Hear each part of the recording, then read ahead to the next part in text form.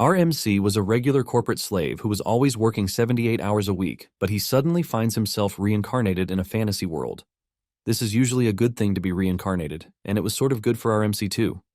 However, he reincarnated in the body of a noble who is a total illiterate. To make things worse, he doesn't have any special abilities either. Nonetheless, he gets to enjoy a delicious meal and spend a good time while bathing because he has maids tending to him. He is termed the son of a count, who does nothing but eat and play all day. He is enjoying himself so much that he doesn't even care to ask the name of the world where he has found himself. While the maids are bathing him, they tell him to go to bed early because his brothers will be returning the next day. Our MC is confused when the maid says this, and the maids believe that he is joking around. They tell him that his brothers are Leo and Tonio of the Palacio family. The moment he heard the Palacio family, he realized that it sounded pretty familiar. The moment it clicks in his brain, he pushes his head into the water in frustration because he has somehow found himself in psychedelia. Back in his past life, there was a game that he managed to find time to play, and this game was Psychedelia. It was a turn-based RPG where no matter which route the player took, the moment the 5 great sins appeared, the kingdom, the nobles, the cities, and everything came crashing down. The 5 great sins, which are what everyone knows, are greed, wrath, sloth, pride, and obsession. These 5 laid waste to everything, and among the destroyed houses is the Palacio County. The eldest son of the house is Leo, and he is known as the king of prostitution, while the second son, Tonio, is known as the drug king. The family was a bunch of trashy nobles who appeared in a side quest before the main story even began. Our MC cannot believe that he just found himself in the very first place that was crushed by the 5 great sins. In addition to how things are not going so well for him, he is reincarnated as the 3rd son of Palacio County, a mob villain, Alon Palacio. Alon lies on his bed watching in horror, while also praying to be sent back to his old trashy life because it most likely is better than the fate he is about to suffer. With tears in his eyes, he wonders about the purpose of a life that would be snuffed away from him in 10 years. In fact, he believes that it feels worse than having his wages withheld from him for an entire 6 months. He wonders why, as a reincarnated person, he doesn't even get a single perk to help save his life. Suddenly, it dawns on him that he has a perk at his disposal, and this is knowing about the contents of the game that takes place 10 years in the future. To him, this is basically the same thing as knowing the future too. Since he already knows this, he believes that he can get rid of the cause of the destruction before it even happens. With this in mind, he decides to try and rehabilitate the 5 great sins for the sake of a peaceful, noble life. They are nothing but kids, as they are, so he believes it should still be possible. 2 months after he decided on this, he received his personal knight, Yaban, in his office. Yaban informs him that he has managed to rescue orphans and place them in an orphanage that he pointed him to, and among them was a girl named Utia. Alon is pleased to hear this news, and this just confirms his suspicion that Yaban is truly capable. Yaban is confused whether he is getting complimented or not because it is hard to tell with his expressionless face. Alon agrees with him and tries to let off a desperate smile, but this only makes him look even worse. This is pretty hard for him, since his original face was quite expressive, but it appears that his emotions don't show on his current face. Nonetheless, Yaban thanks Alon for the compliment. Apparently, betrayal is rampant in the game, but Yaban is a rare top-tier supporting character who doesn't betray his master. The moment Alon found him, he hired him without hesitation. Yaban then confirms from Alon that the raid was to rescue Utia, and he says yes. Yaban finally understands why Alon is interested in Utia because even he, who has been a mercenary for many years, Utia is not an ordinary child. Basically, she was pretty strong, leaving Yaban to wonder why she would allow herself to get captured easily. Alon then asks Yaban why he didn't bring the girl to the estate since it would be easier. Alon commends Yaban for the observation, and though it seems like he is letting her power go to waste, leaving her at the orphanage is all part of Alon's plan. Utia Bludia is a member of the grotesque blood tribe who wields power from a contract with an indescribable being from another dimension. Utia later grew up to become the sin of wrath among the 5 great sins. She was given a title that made her seem like a monster that deserved nothing but death. She was a monster who caused hundreds of deaths, but if she manages to grow up peacefully, she won't take part in the destruction. To Alon, he has managed to remove the first landmine, and since he can't give his real reason, he decides to give Yaban a fake reason for leaving Utia there. Alon comes up with a stupid reason, and Yaban believes him. Alon mentions that the time is not yet right, and he tells Yaban to make sure that no one else knows about what they are doing. He also orders Yaban to provide anything that the orphanage needs for them. Alon then passes a letter to Yaban, telling him to give it to Utia. Yaban asks if the letter is important, and Alon says it is a letter to help Utia settle in. Alon believes that the letter would be great to calm her down, since she went through a harsh human experiment. Yaban is impressed that his master even wrote a letter, and he promised to safely deliver it. Even though he doesn't know if the letter will calm Utia down, Alon believes that he has to try first. Apparently, he mixed the real message inside the pleasantries that he wrote in the letter. This was something he heard dozens of times while replaying the game. It was a calming message from the Archbishop that helps with the sin of wrath. However, this message came too late in the game, but Alon believes that sending Utia the message early should help put her in the right direction. Alon cannot believe that he is trying to befriend a monster, but since they worship a being from another world, he believes that it should work. When Utia receives the letter, she takes a moment to read it, and in that moment, Yeban can feel the immense magical power coming from her body, which is quite absurd. She is basically a strange child, totally devoid of emotions. Utia then asks Yeban if Alon was truly the one who sent the letter, and with fear creeping through his body, Yeban says yes. Utia lets off a really terrifying aura before asking Yeban why Alon himself didn't show up. Yeban cannot believe that the girl is already at the peak level at her age, which is why her mana can be visualized. Yeban then tells Utia that Alon said the time is not right yet. After hearing this, Utia finally calms down. And this is also thanks to the hidden message that Alon put in the letter. Utia knows that it is something only someone worthy of being her master can know of. With a joyous face and overwhelming aura, she mentions that she finally understands her master's will. Meanwhile, Alon, in his bed, is thinking of how he can make sure that he gets the next person on the list to help increase his seemingly short life. Soon afterward, Alon is in the library, trying to get clues on the third sin when Yeban rushes in to tell him that he has managed to rescue the second sin that he mentioned. Even though he looks utterly exhausted, Alon asks Yeban if he treated the kid right. Yeban assures him that he did everything he asked after he rescued the kid from the illegal slave market. Suddenly, Alon's trash big brother Tonio enters the room and wastes no time using Alon as his footmat.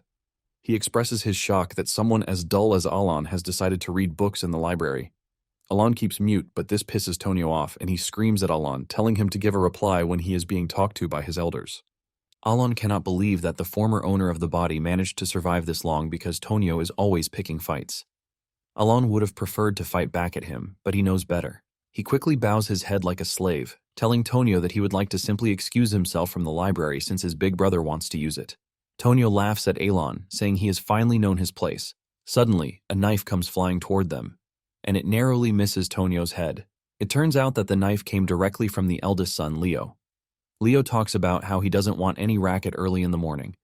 The tension between the two immediately toughens up as they start threatening to kill each other. Alon gently crawls away from the two since he doesn't want any of their beef. The family was nothing but a side character that got wiped out very early, and even though they are a powerful family, the two trash brothers were always locked in a fierce battle for who was going to become the head of the house. One is known as the king of the flesh, while the other is the king of drugs. Basically, the two are the kings of the underworld, and no one who wants to live a good life will dare mess with them. Alon manages to crawl out of the room while the two are turning everything upside down. Alon figures out that the best thing for him is to live as an incompetent trash if he ever wants to live long. Alon returns to his room and gets on his couch to rest. On the other hand, Yeban wonders how such an incompetent-looking person like Alon is able to uncover human experiments. Alon is someone who looks really frail, who can't even take care of himself, but for some reason, he knows about secret foreign affairs. Nonetheless, he considers Alon a really peculiar person. The last child he rescued is considered really dangerous, with powers that are considered to be world-ending. Basically, he was rescued in the kingdom of Kallian, where there was an illegal slave market. With this, Alon has been able to rescue the second sin, Deus. After Deus was sold into slavery, he was abused and passed around endlessly. Because of this, he ended up becoming the sin of sloth, which is among the 5 great sins.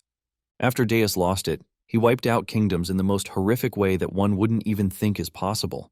Even most players were traumatized by how cruel Deus was in terminating his enemies. Because of how dangerous he was, Alon told Yeban to treat him gently. Yeban then asks Alon if the letter he sent to Udia is about the second child, and Alon confirms this. In addition to the important message in the recent letter, he also added extra important information to it. Alon had told Utia to take care of the child because he was frail, and just as her master ordered, Utia did the right thing.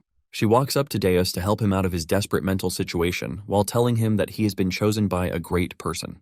Utia told Deus that he would get his revenge against those who wronged him if he could serve Alon with the utmost loyalty. With Utia's help, Deus is able to unleash his power but also keep it under control. Alon, on the other hand, is panicking because he doesn't know where the third boss is. Suddenly, Yeban enters the room to tell Alon that the second son, Tonyo, is dead. This genuinely shocks Alon because Tonyo shouldn't be dead yet. In no time, a funeral is arranged for Tonyo, and even in the hall, their father is seen having fun with girls, as if he is not bothered that his son just died. On the other hand, Alon finds it really suspicious that Tonyo died from an accidental fall because it didn't happen that way in the game. In the game, Leo struggled before he could finally kill Tonyo. However, things are different because Alon can clearly see Leo laughing over Tonyo's corpse. Nonetheless, Alon believes that the only thing he needs to do is make sure he rounds up the 5 great sins. A year later, everything at the house seems to be more stable than ever, since there is no cause for succession, and Leo has also taken over his brother's drug trade. During that 1 year, Alon basically became pen friends with Yudia. They are always sending letters to each other, and because of how good everything is, the orphanage keeps getting a long list of donations. Yeban then tells Alon that he has found a clue concerning what he is looking for. Alon is pleased to hear this because it basically means an ancient record about the third boss. Alon is pleased that he has finally found the third boss. To Alon, it's a peaceful evening, but the same cannot be said at a certain drug distribution site. 2 high-ranking officers under Leo arrive at the warehouse to find dozens of their members drenched in their own pool of blood. The ones still alive begin killing themselves, as if they've lost control of their bodies. They push knives into their throats in the most horrific ways. The 2 officers soon find themselves sharing the same fate as their counterparts too. It turns out that the person behind this is Deus, and he is being supervised by Yutia. After they are done wiping out the bad guys, Deus asks Yutia if their actions even mean a thing, and Yutia assures him that it does. Yutia asks Deus if he pities the bad guys, but he says no, since they are the ones causing people to do substances. He is only curious about what it means to their revenge plan. Yutia then assures him that it sets the stage for the return of their master, and since he is coming, they can't allow his throne to be in disarray. Deus finally understands everything Yutia has been preaching to him, and before they leave the scene, they make sure that the warehouse is utterly destroyed. They leave a blue moon sign on the grounds of the scene, as they consider themselves the Blue Moon, who are Alon's blade. 1 more year later, everything appears to be going smoothly as Yeban comes to report to him that he has managed to save the 5th kid too. The 5th has also been sent to the orphanage, and Alon cannot contain his joy that he managed to pull off his biggest worry. Because of his hard work, Alon doesn't mind feeding Yeban with the best goodies that he can get his hands on. To find the 3rd sin, greed was the hardest, but they were able to pull it off thanks to his gamer knowledge. Yeban did everything he could to make sure that everything worked out well in the end. Alon then tells Yeban that he is free to rest for a while because he has been running around for quite some time. Yeban asks him if the orphanage mission is done, and he says yes. Yeban is relieved to hear this, and he asks Alon if he isn't happy because he doesn't look like he is, but Alon assures him that he is. In fact, he claims that he is currently smiling even though his face says the opposite. Yeban has no choice but to go with what Alon claimed. Alon lies on the ground with the relief that everything is going the way he wants it. Because the kids only became evil thanks to their evil past, he made it his mission to rescue all of them, and he didn't think he would be able to pull it off before. Alon then asks Yeban about the status of the orphanage, and Yeban presents him with a letter. Yeban assures him that everything is going smoothly just as expected. Apparently, the children were initially like broken dolls, but they have somehow managed to brighten up. Alon is relieved to hear this, since there won't be any reason for them to hire caretakers. Alon is proud of Yutia because he didn't expect her to be able to handle the pressure of taking care of the kids. Alon suspects that it is easy for her because of her background setting, which is tied to the orphanage. Alon then tells Yeban that with everything he has seen, Yutia is a good kid. From the letter she sent, she assures Alon that he has nothing to worry about because everything has been settled. Alon mentions just how proud he is to see the kids growing up properly. Since all 5 are growing up really well, Alon concludes that the environment plays a huge role too. Yeban then asks Alon when he plans to meet the kids, since he said there would be a time for it. Deep down, Alon has no intention of meeting the kids in person.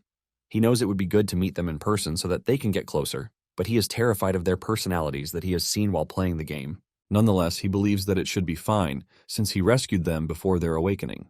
Alon then lies to Yeban, telling him that he might try to meet the kids later in the future. Now that he has pulled off the rescue, Alon believes that the next thing on his list is to learn a bit of self-defense skills. Since magic requires talent, Alon has just what it takes to learn it. Yeban then asks Alon if he has heard of the Blue Moon. Alon replies that he hasn't, and Yeban explains that they are a group that has recently gained popularity by hunting down criminal organizations. Since it sounds like cleaning up trash, Alon doesn't see any reason why it should be a problem. Since the Blue Moon is not part of the game story that Alon knows, he believes that it will go away in no time. Yeban then drops the bombshell, saying the group has killed nobles, which is why he believed Alan might know them. Upon hearing this, Alan tells Yeban to start sleeping in the room close to his. Meanwhile, the leader of Blue Moon, Yutia, is asking her members about the week's report. Xiaolang, the Sin of Pride, reports that she has taken care of the slave traders' heads.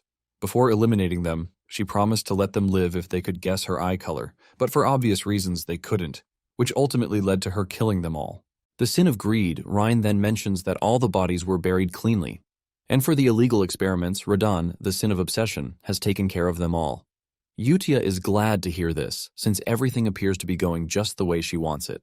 She commends all of them, saying that they all exist for the glory of the Blue Moon. Just then, Radan mentions that there is a slight problem. The head of Avalon, the organization that they are targeting, is being ruled by Leo, the Count's eldest son. Apparently, Radan discovered a dangerous document when they were wiping out Avalon's base in the south. Basically, Leo is planning to terminate Alan after their father dies. When Yutia sees this, rage takes her over. 2 years later, Count Palatio, who has been sick, dies. The official report mentions that he died of cardiac arrest, but given his history of drug abuse, it is obvious what killed him. During the funeral proceedings, Leo learns that the Blue Moon has struck his business yet again. Alan hears his brother and his men talking about Blue Moon and realizes that they have finally started taking the organization seriously.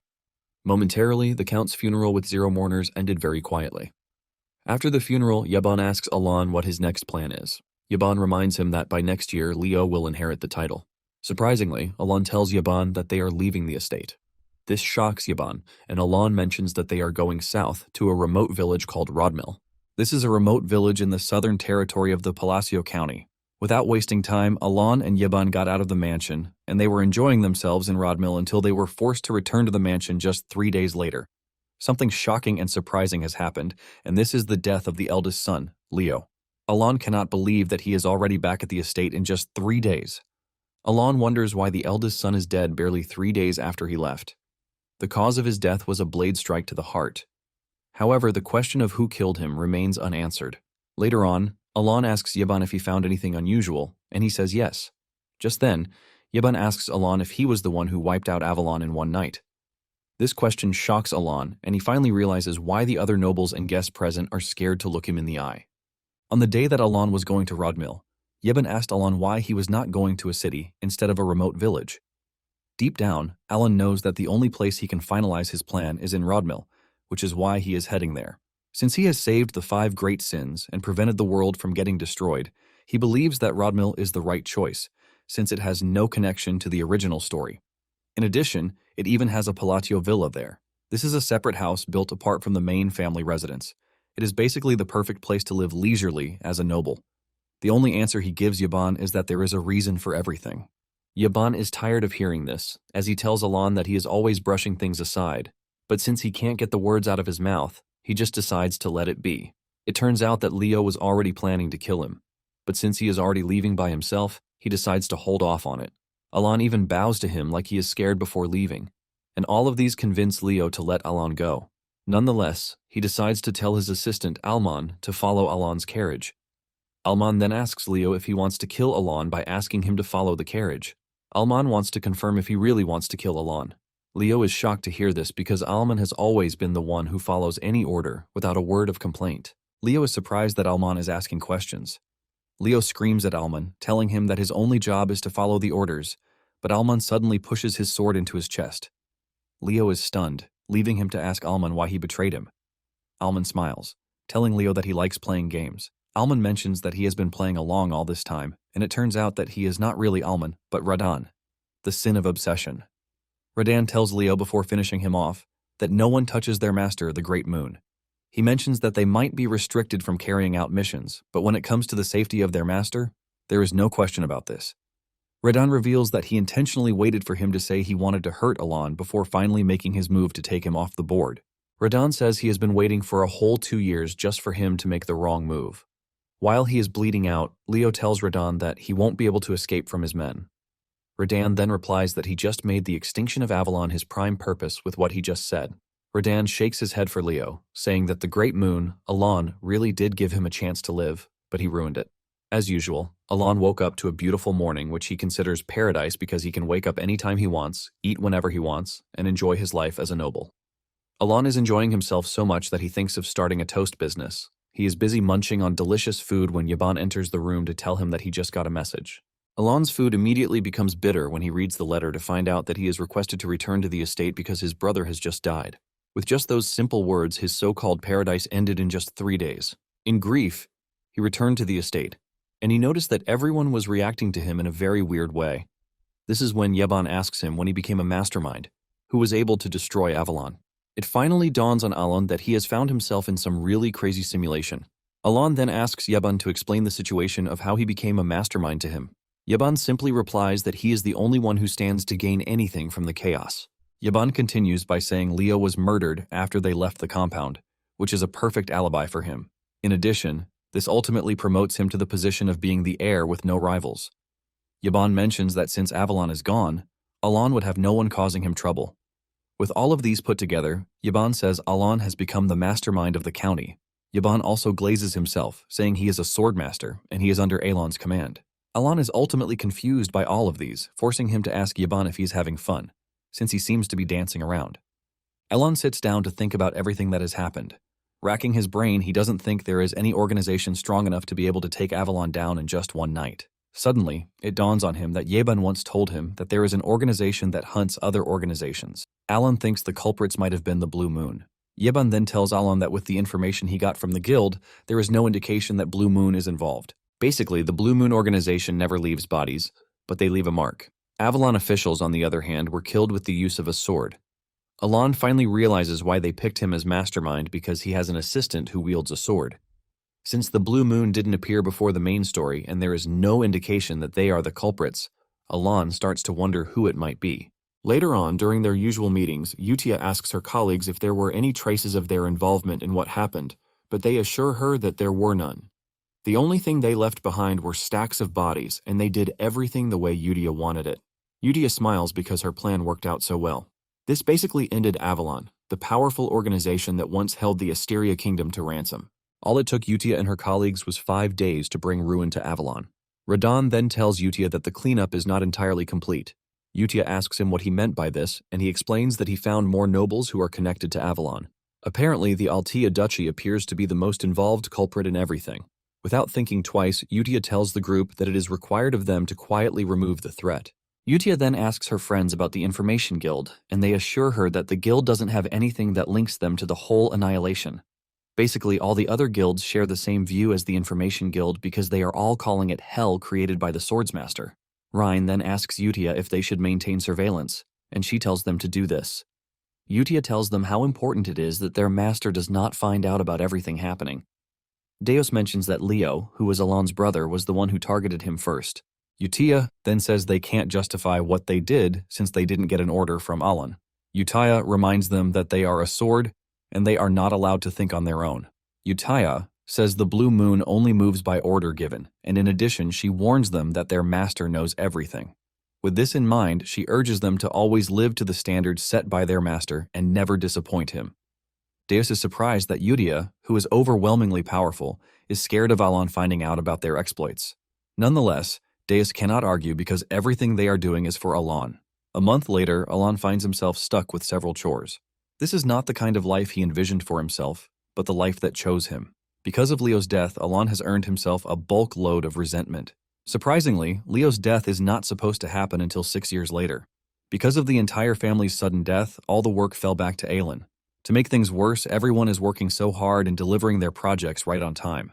Alon remembers that during his father's tenure they were all working like bugs. Unknown to him, the servants and workers are all working really hard to make sure that they don't get on his bad side and end up in a ditch somewhere.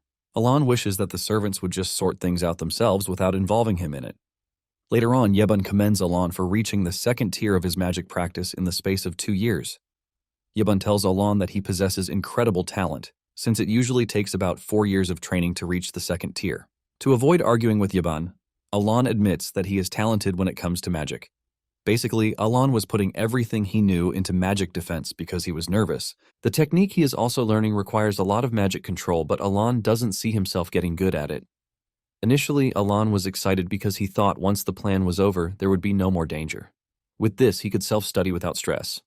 However, with the recent call for security, Alon has realized that his mana hole is really small.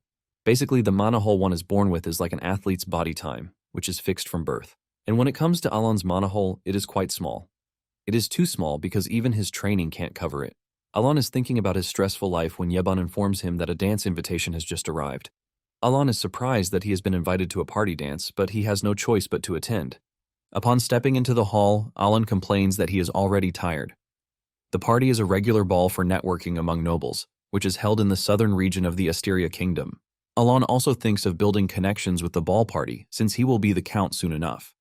Alon figures out that having a good connection with other nobles might ensure his security in the future.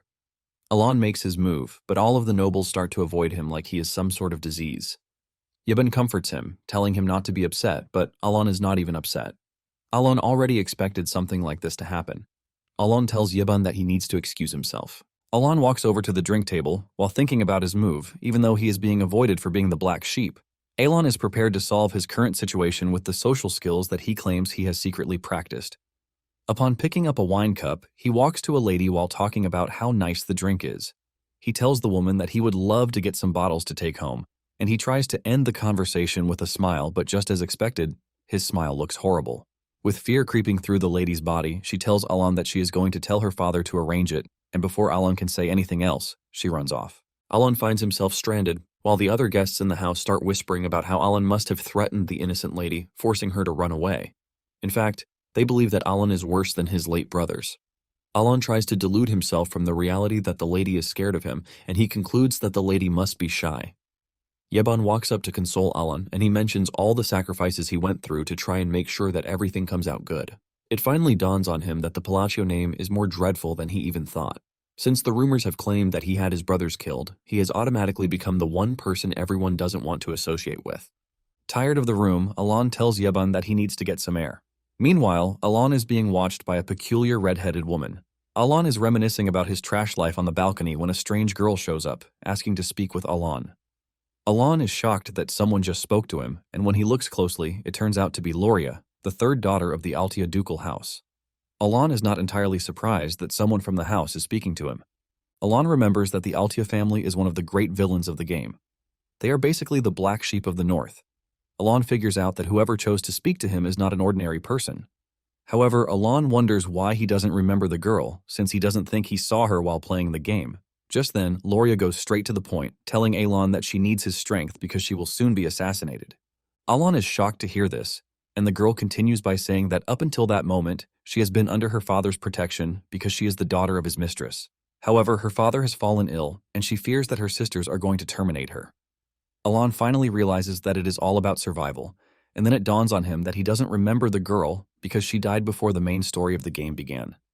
Loria continues by pleading with Alon to help her, and Alon gives his reply, saying he is not going to help. Loria continues by saying she is not asking for his help for free. Loria promises Alon half of the duchy if he can help her. Alon ignores her, saying he is leaving. Alon admits that Loria is in a tight position, but at the same time, he will also be putting himself in danger if he helps her. Even if he wants to help, Alon knows that he can't because, unlike the rumor, he is just a talentless dude. Just as he is about to walk through the door, Alon's conscience stops him and he turns around to talk to Loria. He tells her that something good will happen for her, and deep down, he hopes that she actually meets someone who can help her. Meanwhile, the Sins observing Alon have noticed that Loria has approached him, and they deduce that telling Utia is the best option before acting. Ryan then tells Deus that he might not need to report the situation since Loria is the only Altia who is not affiliated with the bad things that they are doing. This in turn excludes her from being Radon's target. Deus agrees that this makes things easier because the other Altias will be dealt with. Ryan mentions that Utia has told them to make sure that all information flow is cut off to make sure that the Avalon incident never gets to Alon. Alon is walking through the hall by his lonesome self when he is suddenly approached by the redhead lady. Alon is initially confused whether he is the one being greeted or someone else. Alon nervously replies to the greetings, and with the way the girl is walking and her aura, Alon can see that she is a shady person. Alon tries to remember who she is because he has definitely seen her face in the game. In addition, he figures out that whoever talks to him isn't normal. Alon finally remembers her name, Kalia Zenonia, and he walks up to her to offer his greetings. Kalia is shocked to see that Alon actually knows who she is. Alon tells the lady that he knows her since she is quite a famous person. Apparently, there are 3 great houses in the kingdom of Asteria. The house to the north is House Altia. The house in the east is House Palacio, and in the west is the degenerates of Zenonia. It turns out that Kalia is the eldest daughter of Count Zenonia. If Palatio is considered a gang, Zenonia is a more refined, corporate-style syndicate. Even though he needs some noble connection to live a peaceful life, Alon fears that he shouldn't involve himself with the Zenonias. Alon continues with the compliment by telling Kalia that she is famous because she is beautiful, and Kalia thanks him for the compliment. Kalia says she would like to talk more, and Alon agrees, but mentions that there are lots of eyes watching them. Deep down, Alon just wants the lady to let him go his way. Kalia smiles, saying Alon is just as the rumor said, but she lets him know that she would like to see him again. Alon is surprised by this, leaving him to wonder what the lady meant by it. Meanwhile, Deus and Ryan are still monitoring the situation, and it appears that something more concerning has come up. Deus tells Rhina that there is a weird dude who is tailing Alon. Since there are no direct orders concerning this, Ryan suggests that they observe, but move to elimination if needed. Later on, Alon and Yeban head to a canyon that Alon has reportedly been looking for. Yeban is skeptical about the whole thing, and he tries telling Alon that the insides of the canyon are dark even though they are in broad daylight. Alon, on the other hand, is rejoicing that he has finally found his objective. He prays that he is at the right site because he might as well fall into depression if it turns out to be the wrong one. Upon entering, Alon is relieved to see that it is exactly what he was looking for. Basically, it was easy to find in the game, unlike what he just went through to know its location. Alon apparently came to the canyon because of a certain labyrinth, the Labyrinth of Whispers. If he can solve the riddles in 8 chambers, he stands a chance to win a valuable artifact as his reward. Since he still remembers the whole walkthrough, he believes that it is time he savored the joy of level 1 grinding.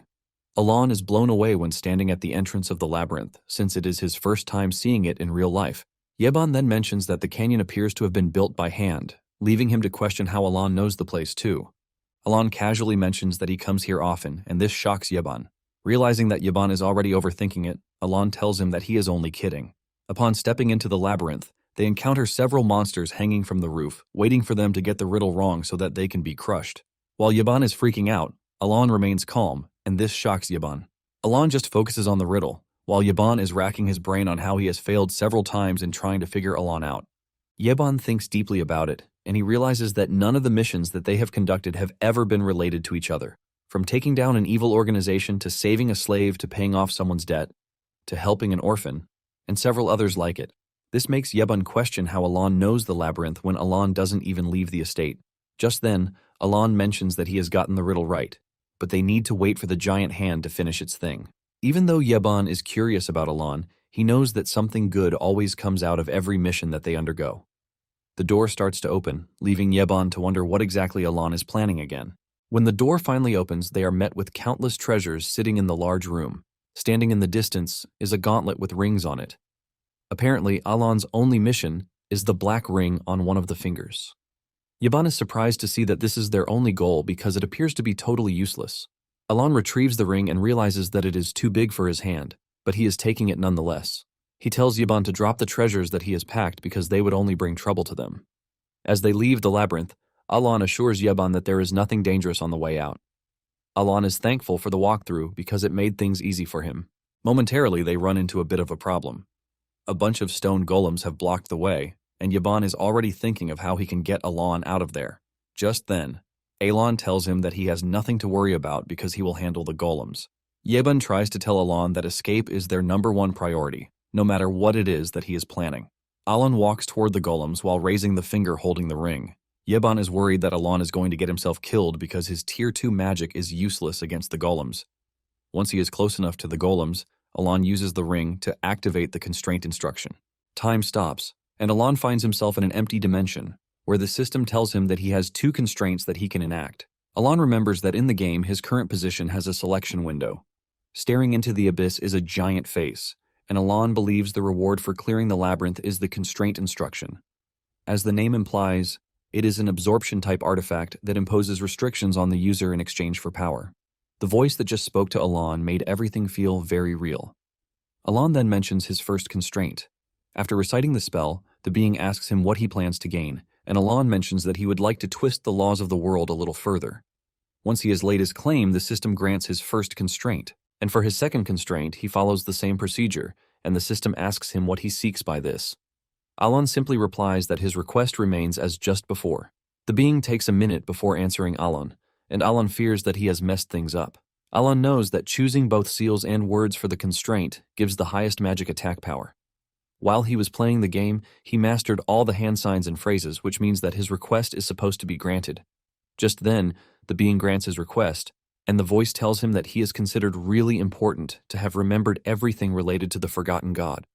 The voice then tells him to carry on the will of the forgotten god, leaving Alon confused. After the being is done talking, the ring on Alon's hand gets absorbed, which is a sign that the constraint worked successfully. Just then, Alon returns to the real world when Yaban is trying to get him out of the golem's way. However, Alon resorts to his magic power, but even after using his entire mana, the sphere of lightning that he created remains small. Since his own magic power is trash, he decides to try out the constraint's power by giving it the price that it demands.